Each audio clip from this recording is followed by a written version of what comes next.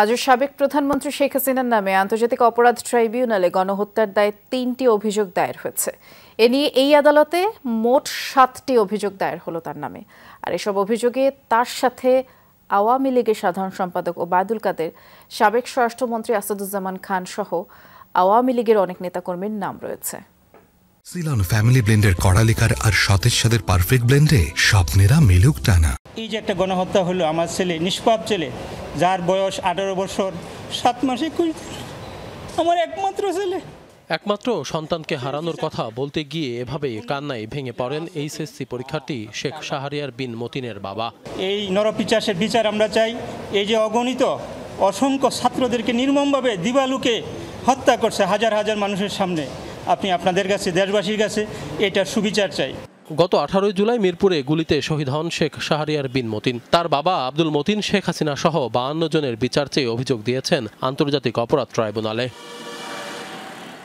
এছাড়া 19 জুলাই মিরপুরে নিহত হয় মোহাম্মদ আসিফ ইকবাল। তার বাবা এম এ রাজ্জাক বাদী হয়ে শেখ হাসিনা সহ 74 জনকে আসামি করে গণহত্যা ও মানবতা বিরোধী অপরাধের অভিযোগ জমা দিয়েছেন তদন্ত সংস্থায়। আজকে আমরা 2টা মামলা ফাইল করি। 2 জন 18 তারিখ এবং 19 তারিখের ঘটনায় আলাদা আলাদা 2 জন ব্যক্তি মারা যায় এবং ওই 2 জন ব্যক্তির পক্ষে তাদের বাবা আজকে আন্তর্জাতিক অপরাধ ট্রাইব্যুনালের তদন্ত সংস্থা বরাবর 2টি অভিযোগ দাখিল করেন। এবং এই 2টি অভিযোগে আমরা তৎকালীন প্রধানমন্ত্রী শেখ হাসিনা সহ 70 জন এবং অপরটিতে 73 জন আমরা আসামি করি। এছাড়াও গত 16 জুলাই চট্টগ্রামে গুলিতে নিহত হয় ফয়সাল আহমেদ শান্ত। তার বাবা জাকির হোসেন অভিযোগ দিয়েছেন তদন্ত সংস্থায়। শেখ হাসিনা সহ 77 জনের বিরুদ্ধে গণহত্যা ও মানবতা বিরোধী অপরাধের অভিযোগ তার।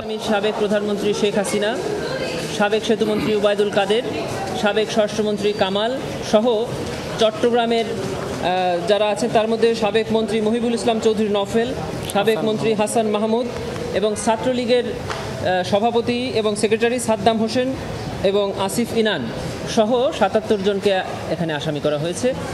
এই মামলাটি আন্তর্জাতিক অপরাধ ট্রাইব্যুনালের তদন্ত সংস্থা এটা গ্রহণ করেছেন এবং এটি একটি ডায়েরি নাম্বার করেছে।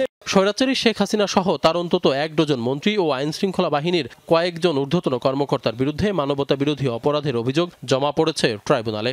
এরই মধ্যে মামলা হিসেবে গ্রহণ করে তদন্ত শুরু করেছে সংস্থাটি। বৈষম্য বিরোধী ছাত্র আন্দোলনে গত 19 জুলাই থেকে 11 আগস্ট পর্যন্ত 32 শিশু সহ 6 শতাধিক মানুষ নিহত হয়েছে বলে জানিয়েছে জাতিসংঘের মানবাধিকার কমিশন। আশিক মাহমুদ, যমুনা নিউজ, ঢাকা।